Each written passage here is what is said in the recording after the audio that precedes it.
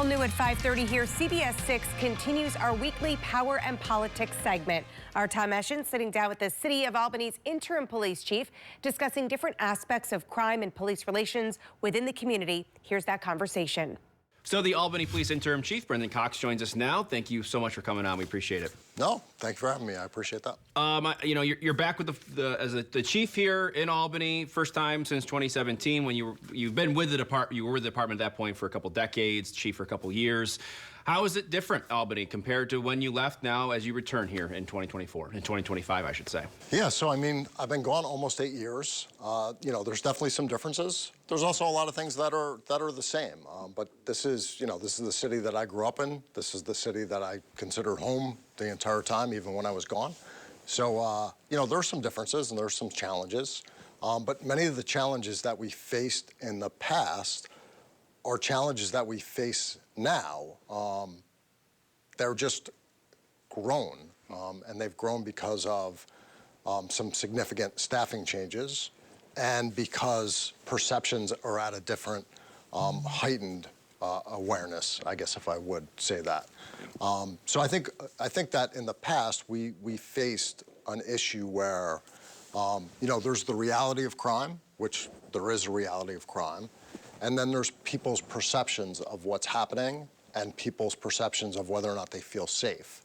And one of our main functions in public safety is to ensure that people feel safe. And that is a challenge that we truly face right now, is that ensuring that not only are people actually safe, but that people feel safe. And that is a huge challenge right now.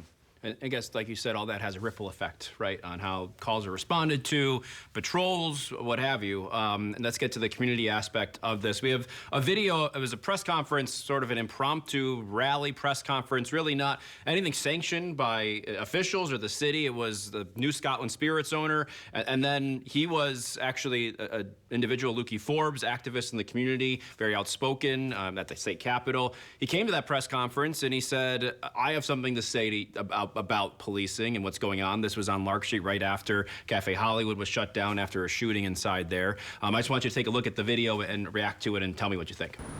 I need mounted armor. We need one police cruiser in the Dunkin' Donuts parking lot, one police cruiser right at Central and Washington. The reason we need that is not because they're poised to respond. It's not because I believe that handcuffs solve every problem. It's because when you see that the city gives a maybe you're going to consider taking your criminality elsewhere. So I don't know if the same shivers goes up your necks when you hear a privileged white man say that they want mounted armor on each end of the corner of a block that you live on.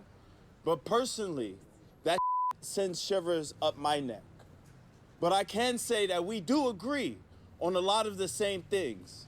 And that is that the city is failing us. But what we don't need to do is look at the police department as the only solution when at times they help increase and escalate situations. And every opportunity index study says we need more of a social economic investment in this city, not more police. What do you think?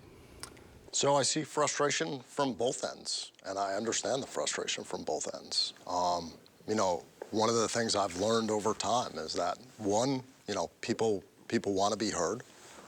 Two, people want a response from the police. Sometimes the response they want is a much different response, depending on where they sit. And three, people want a say in what that response is.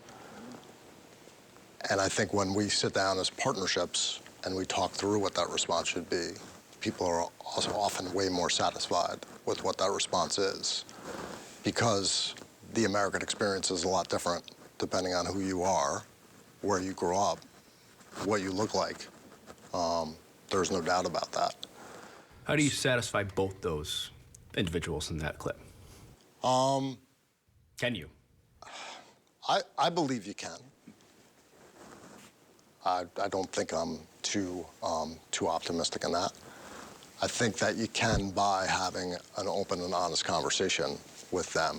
And I think that open and honest conversation has to be with both of them in the same room, understanding the perspective from both of them and them understanding each other's perspective. That one gentleman wanting, I don't even want to say a heavy police presence, not necessarily a heavy police response as far as, he kind of said he didn't want, didn't need handcuffs on everybody, but wanted a heavy police presence. And the other gentleman recognizing the socioeconomic causes of society's issues, because they're not all police problems that we're talking about, that neither of them are wrong, and that there's got to be some middle ground here that we can figure out. Because at the end of the day, we can't solve everything. The police can't. That's been proven over and over again. And what I think I failed to say right there is that it's actually not that the police can't solve it. The criminal justice system, because we're only a part of this system, can't solve it. There is a larger issue here. And don't forget, you can listen to our Power and Politics podcast every week. Scan the QR code on your screen and listen wherever you get your podcasts.